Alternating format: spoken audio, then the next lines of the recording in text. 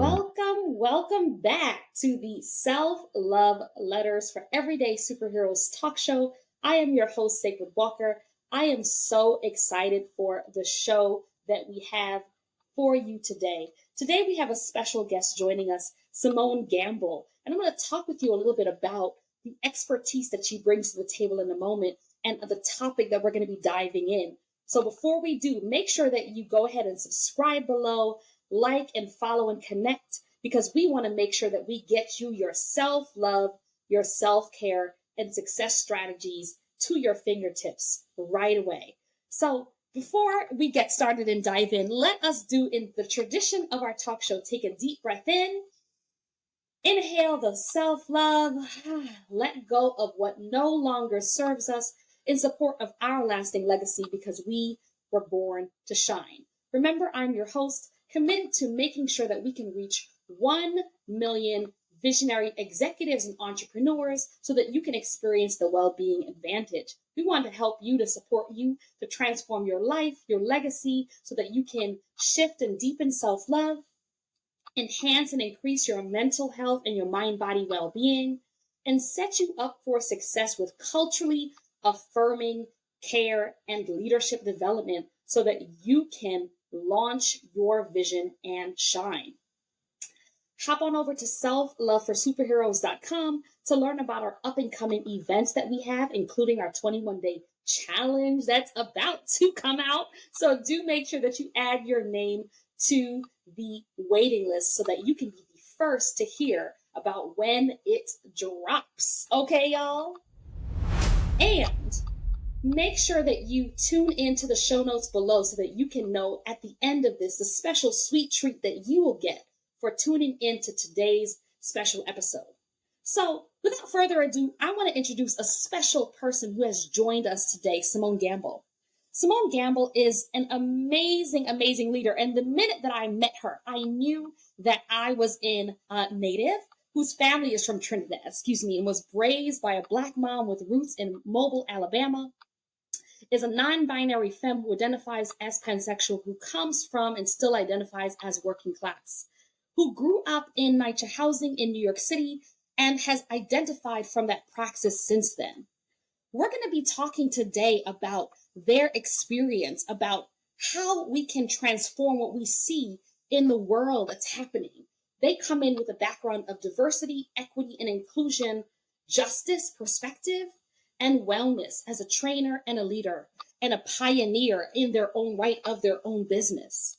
And having come in and seen systematic neglect and coming in and transform that in their own life and now supporting other organizations to do the same through justice, equity, diversity, and inclusion consulting, we want to make sure that we bring in some of the tools so that as we begin to start the school year, we begin to start the fall season and adapt back into our workplaces, that we can be the change we want to see in the world. So y'all, we're going to be having conversations today about what's happening, trending in the world, trending on social media, and trending in what we see and what we are being impacted every single day, right? Today's topic is, how do you show up authentically at work? And how do you navigate all the things that you are seeing projected onto your body today? How do you navigate all of that and still show up as the powerhouse that you are?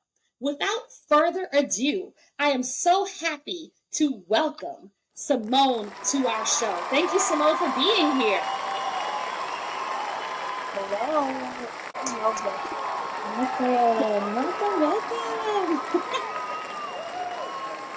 Okay, welcome, Powerhouse.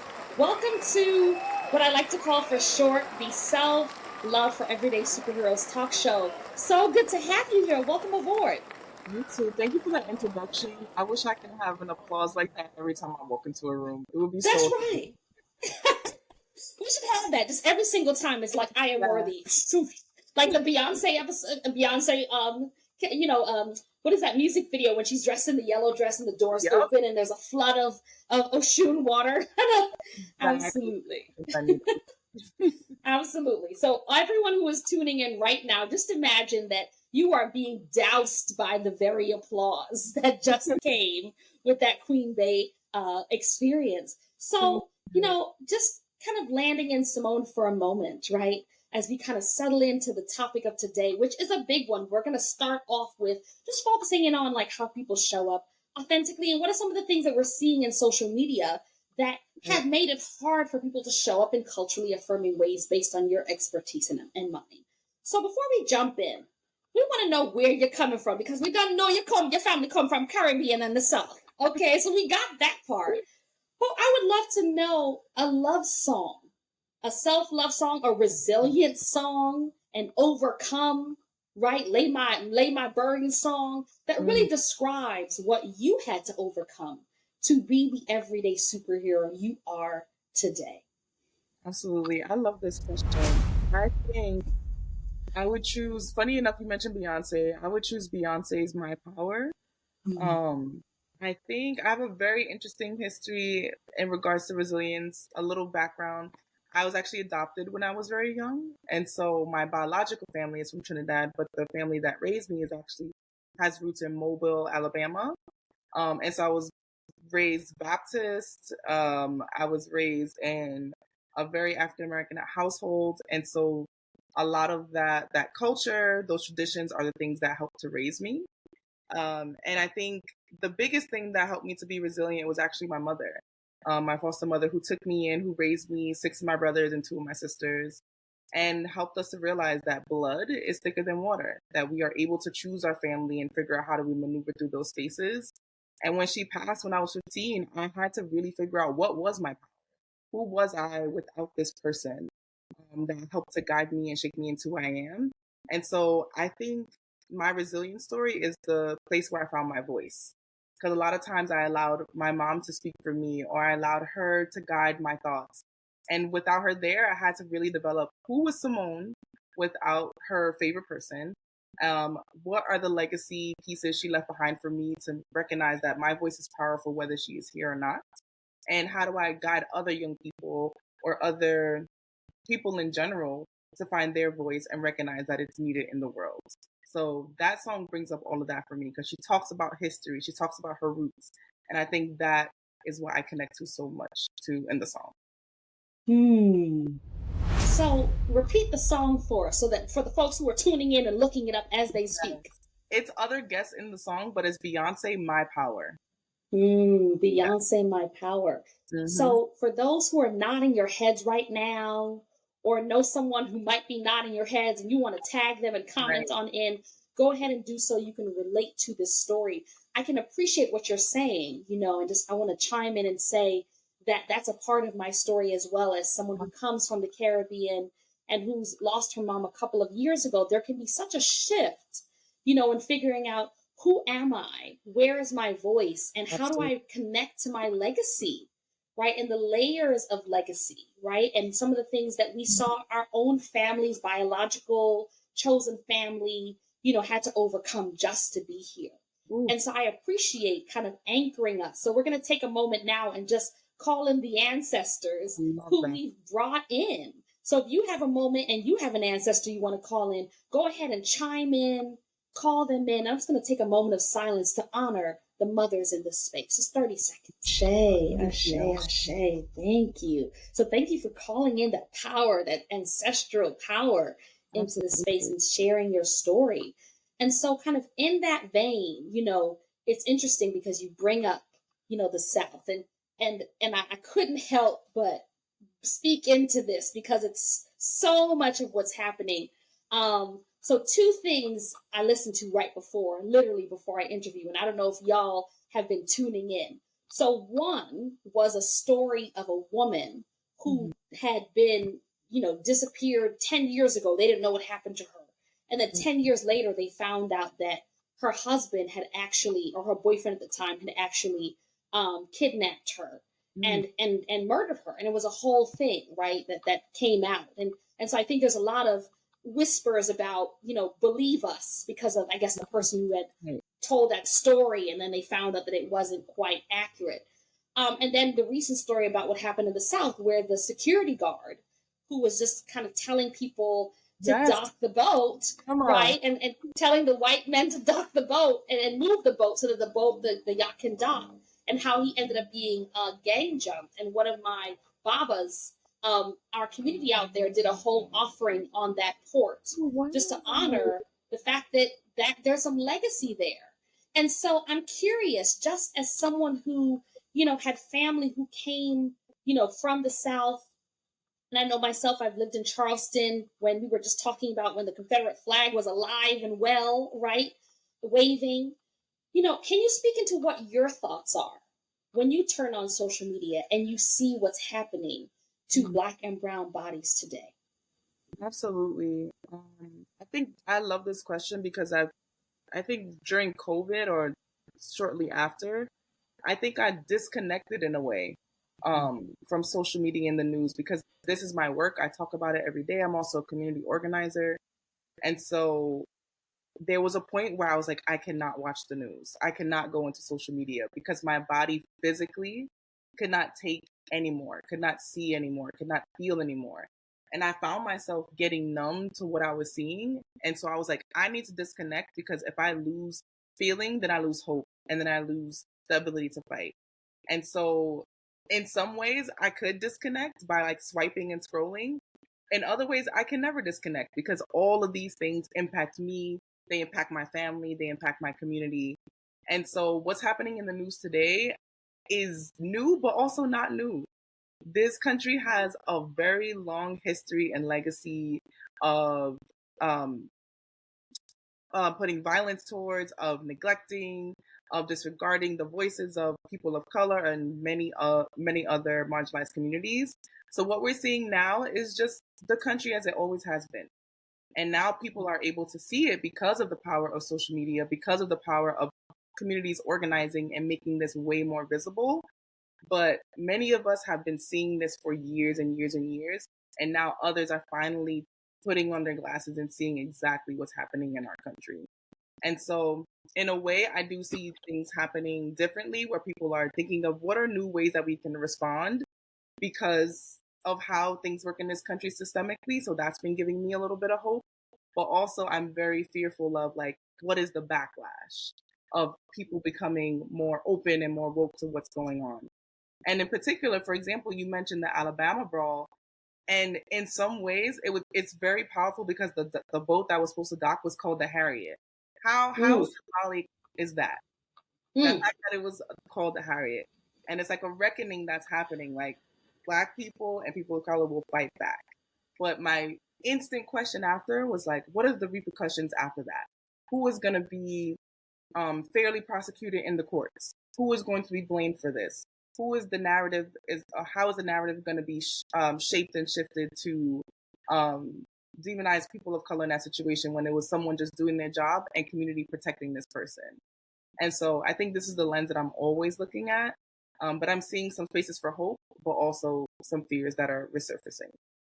Yeah, no, I appreciate you speaking into that. There's a very popularized, sometimes very cliche saying, right, that until the hunter, right, no longer has the pen, right, and the lion learns to write, it's always going to favor, the story's always going to favor the hunter. And so I had no idea that, and for those who are tuning in, I don't know if you knew that the boat that docked was called the Harriet. But I think that you're speaking into something that I think is even deeper around the backlash, right? Around the backlash when we are talking about showing up at work, talking about showing up in spaces where we have, I kept hearing again, it felt so cathartic, right? It was so cathartic to no longer have to turn the other cheek, right? That there was so much repressed rage and anger. And from a mind-body health perspective, we like to draw it back to that. I heard several clients again and again saying, I just am tired. I'm tired of seeing someone on social media who looks like me be hurt. It feels like, or I'm tired of feeling like I'm misrepresented, because when one person responds, then it's a response to, this is how the whole community is seen. And so this is why I appreciate you being on our show today. There's been an interesting response lately, and I want to draw it back to domestic violence, and I want to kind of unpack a little bit more. There's a response that I've seen. I was talking to my partner about this recently. We've been seeing a response of those who are not justice oriented. I want to be really clear. justice-oriented, non-ally, good old boy, white male responses that have been saying, well, if he was just silent Ooh. and had not responded and had not instigated and just let them keep their boat there would not have been a problem. No. Right? Similarly to how maybe you're at a table, whether it's you're going back into the fall or you're out with your kids, right? Getting ready for school. If you had just not responded and not instigated, it would not have gone there. And so, how interesting is it that when the shoe is on the other foot, it would have been us being violent, but when the shoe is here, it's instigation. And so there's a missing piece of how come you didn't allow things as is. Wow. Right? And so I want us to really, kind of unpack that a little bit more about some of the misconceptions around diversity. That diversity equals keeping the peace. Diversity equals keeping and reinforcing what existed because you came along and you done stirred up the boat. He done flung his hat up in the air, and that was the problem, versus he should never have been attacked in the first place. Thank you. So let's talk about that, because a lot of people feel like, here we go, you coming in with your diversity training, you coming in to talk to ruffle feathers, let's just keep the peace because otherwise you're going to make it worse. Can you speak into that misconception? Of course. Absolutely. First of all, thank you for sharing that point. And I think that's why in our trainings, we focus a lot on talking about things like respectability, politics, and tone policing.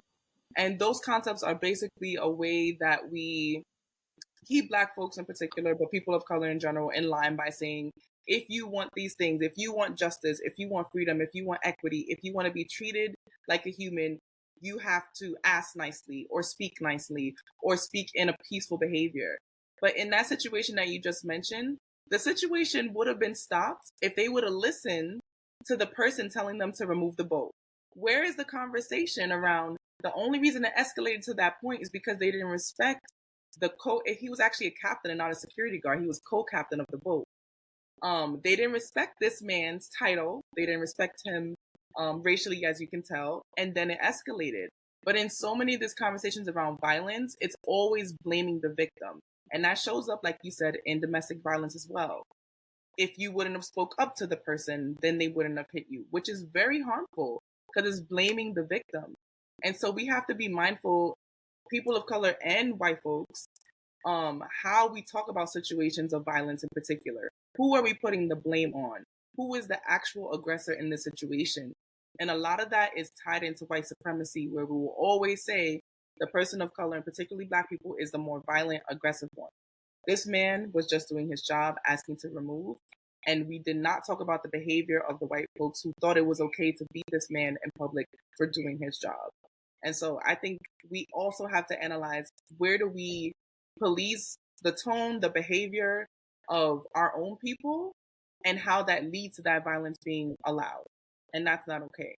And the second thing that I saw on social media a lot, which in the beginning I was like, okay, this is kind of refreshing. Like, a lot of white folks were going on and talking about, like, y'all deserve that. They were talking about how the Black folks defending themselves in that situation, and in the brawl, that white folks deserved it because of them instigating it, and they were supporting it. It was a lot of jokes around it, and they were like claiming like, well, that's not us, that's not me, that's our racist friends in the South. But there's a very thin line that I think people need to be mindful of. Even if you do not speak overt racist language, even if you're not speaking ill of people of color, you are still responsible for those people on the dock. And I don't want white people in particular to separate themselves from that, because the reason that happens is because people are silent about those issues. It's because they see it as a separate thing, that only if you're overtly racist is there a problem. No, you are also benefiting from those structures. So what should have happened, what I would have liked to see, is how, as white people, are you responding to this incident and saying, I want to make sure this doesn't happen again. Let me speak to my grandpa, and let me speak to my uncles, and let me speak to the white women in our family to talk about why this was not okay. Why is this allowed to happen? How are you having conversations in the workplace around like, how do we have a really justice centered conversation in the workplace so everyone can show up authentically and make sure this doesn't happen again? So it was a good trend of people calling them out and being like, yeah, they deserve it. But also, what is the work you need to do for yourself and for the ones you love to make sure that this does not happen again? To make sure you are not complicit, not only in like physical violence, but structural violence, violence in the workplace. Because you may not have been on that dock, but you may have policed the tone of a Black woman in a meeting. That is also violence too. So using that moment instead of separating yourself to be like, ooh, how am I also bringing violence against people of color, in particular Black people, in the workplace, at school, in the line at Starbucks? Anyway, think about that. It would have been great to have that be more of a reflective moment. And I know some people definitely have, but that was something I was thinking of as I was watching the social media post about it. Yeah, absolutely. What I love about what you're speaking into, and if you're tuning in and you're giving snaps, right? Comment below, share, because we're having real honest conversations. So, Yes. so what I love about what you're speaking into is how do we hold ourselves accountable and Oof, our own communities accountable? Like thank really you. speaking into that.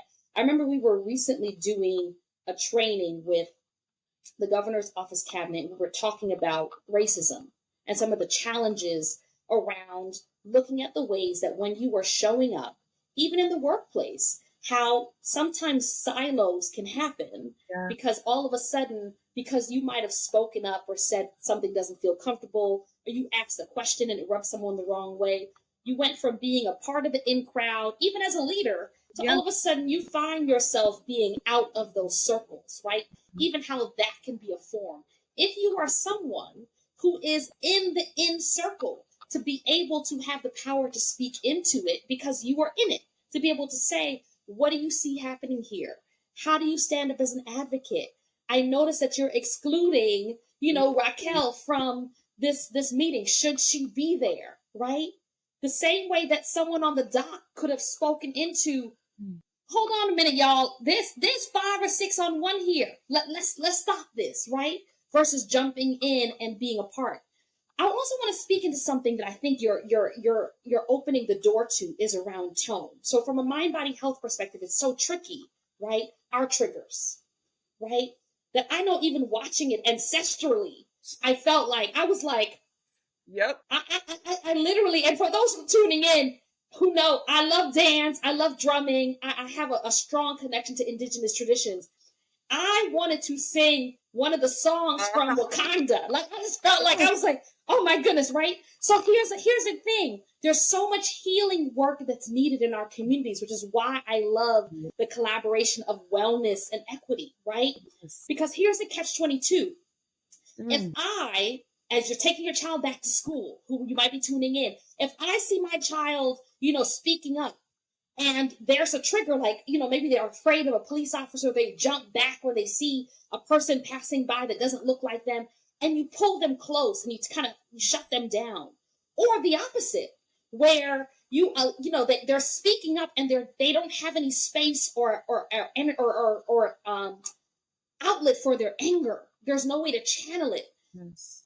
Can you speak into how do we navigate our triggers, as in the workplace, when you're not just mad at that person, you're mad at all the other times that you saw something happen and maybe didn't have space to really hold or honor it. Can you speak to a moment or a story that you saw where someone mentioned that you can tell a triggering moment was happening, but it wasn't just about that one moment. Maybe it was ancestral. Maybe it was older than that moment. Have you had a moment like that with one of the trainings or experiences you've had? Oh, absolutely. And it's usually a person who holds a marginalized identity, whether it's around like race or gender or class or the intersections of all of them.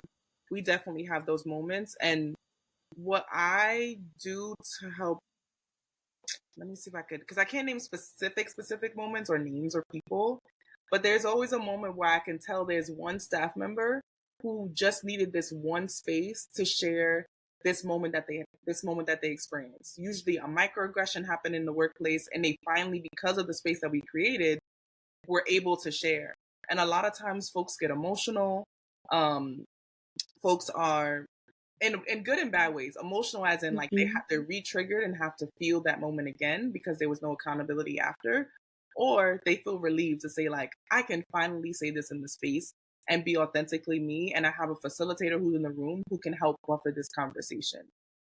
So yeah, we've definitely had a lot of moments, and I can tell instantly from our trainings who has been dealing with a lot in the workplace, who has tried time and time again to show up authentically in the workplace and was not able to, or faced consequences for it, whether it was socially or systemically in the workplace. But I have experienced that too. And a lot of times they come up to me after to just say, thank you. Like, thank you for that moment for me to share. And that's a lot of the reason why I do it. Because sometimes you won't see the impact of your work, but that one thank you from that one person who felt siloed or felt alone or felt separated or wanted to be authentic, and this was the first time that they were able to do it, those are the moments that keep me going in this work. Because I know DEI is not the solution to the systems that we have, but it's definitely one leg of the journey. And so moments like that help me to keep going. But I wanted to piggyback off what you said around healing. I think the one thing that I definitely want to get more into is there is a missing wellness and racial healing component that's missing from DEI. Not to say that everyone is missing it, but something that we center is like, how do we make sure that there's restoration after this conversation is ended? How do we make sure we ground the space and have people breathing or do any kind of grounding practices before we even start? Because a lot of times it is very triggering doing this, even as a facilitator. Because the things that I'm talking about, I've experienced myself. I'm directly impacted. We're talking about the identities that I hold. And so wellness is key. If we are not talking about healing, if we're not talking about the mind, body, spirit connection to DEI work, then we're missing a whole piece, and we're missing what true transformation can look like. This work is not about academics all the time. It's literally about our lived experience and how we're embodying the values that we want to be sharing. And so thank you for saying that, because if we're missing that piece and think it's about definitions and learning, we will not get far. Absolutely. So just to reiterate, if you feel like it's just about definitions or learning, we will not get far. That restoration piece is so key. And some of the things that I heard you say, and I've heard, members say that we've worked with are, thank you for helping me speak to someone for the first time in the workplace that I never got to speak to before, because I've kind of been in my own unit, if you will. Or thank you for giving space for me to have a voice. Or thank you for acknowledging and holding accountable people who I never felt like I could have accountability over. Thank you for bringing ease. Thank you for helping me in ways that maybe I never had as a kid, but now as an adult, I can have space for true, authentic emotion, right? Thank you for creating a breakthrough so that I can get that promotion, so that that glass ceiling that was silent is no more. And so I appreciate the way that you're speaking into it. And so, just as we come to our time, if you can give, one or two tips to someone who says, I'm seeing all of this stuff happening, and it's great that we have it, recorded, and things are trending, and they have chair memes and all the things going on out there, right? And not to condone the violence, to acknowledge that there is real emotion that's built up and it's coming from a place, right? We need to understand it. But say you see all of that, and then you still show up at work and you feel like no matter how much is recorded out there, we still have people who shall not be named that are getting indicted and still running. We still have folks who have the hood off and are showing up with the same principles, even with all the media attention. There are challenges just that still exist in the world. And I'm like, oh my gosh, how do I embody being me without being my anger being interpreted as just another angry person, just another angry queer person, just another angry woman of color, just another angry leader? How do you embody your authentic self at work with all of this in mind, any tips that you have for folks who are listening in, who are saying, yeah, I get it, but what now? I think that's such a complicated question too, because I think most of us probably have come to work authentically at some point, and what happened was that there was some kind of backlash, or there was some kind of rejection, or there was some kind of pushback that happened. And so I think for me, I would reverse it a little bit and say, not how can you authentically show up at work, but how can we organize with other people, whether it's through DEI trainings or whether it's through your ERG groups, employee resource groups. But how do you organize together with the people in your workplaces who are like-minded to create a culture, to create systems of accountability where if you do show up authentically, you are affirmed in that. You are supported in that. You are not demonized for coming as authentically you. So it has to be the workspace that has to shift to help people show up authentically. Because people are going to show up how they're going to show up, but they're going to respond to how the workplace either affirms and accepts them or rejects and pushes back on them. So I think, how can we, as people who are directly impacted or marginalized, organize together to push these organizations and workplaces to make those changes? And for people in power, I would say, what is the work that you are doing, one, to intimately get to know yourself and to see how you are impeding on others' ability to be authentically themselves? And how are you, people in power, thinking about the culture that you're creating to make sure that everyone has the opportunity to show up authentically? Because we know who is able to. There are very particular people who are always able to show up authentically themselves and others who don't. So what is the work you are investing in and doing to make sure that everyone is able to do that? So for the people who are asking for how they can show up authentically, I think you're probably already doing it, but how are we pushing the workplace to affirm that so you can continue doing that?